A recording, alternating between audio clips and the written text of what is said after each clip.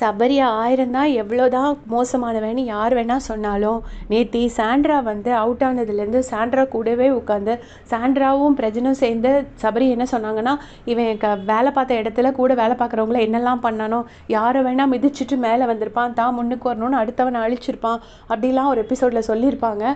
But அவர் என்ன பண்ணுறாருனா, கூடவே இருந்த சாண்ட்ரா ஓகேவான்னு செக் பண்ணிகிட்டே இருந்தார்.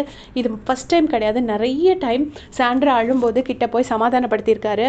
அவரோட அம்மச்சி கதையை சொல்லியிருக்காரு, என் அம்மச்சி மாதிரி இருக்கேன்னு சொல்லியிருக்காரு. நிறைய இடத்துல இப்படி சமாதானப்படுத்தியிருக்காரு.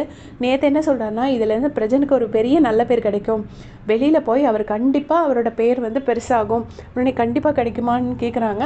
ஆமாம், ஏன்னா பிக் பாஸ் ஹவுஸில் டேலண்ட்டோடு நீங்கள் வந்தீங்கன்னா ஜெயித்தவங்க மட்டும்தான் வெளியில் போய் ஷைன் பண்ணுவாங்கன்னு இல்லை, இந்த வீட்டுக்கு வர்றவங்க எல்லாருமே ஷைன் பண்ணுவாங்க டேலண்ட் இருக்கிற பட்சத்தில்.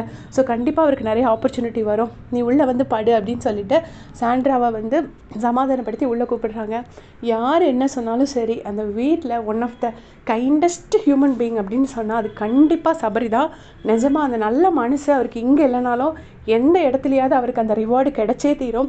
இங்கே வேணால் அவரை ஃபேக்கு நடிப்பு என்ன வேணால் சொல்லிட்டு போட்டோம், யார் என்ன சொன்னாலும் சரி, சபரி ஒரு ஜெம், அதில் மாற்று கருத்தே கிடையாது. உங்களுடைய கமெண்ட்ஸ்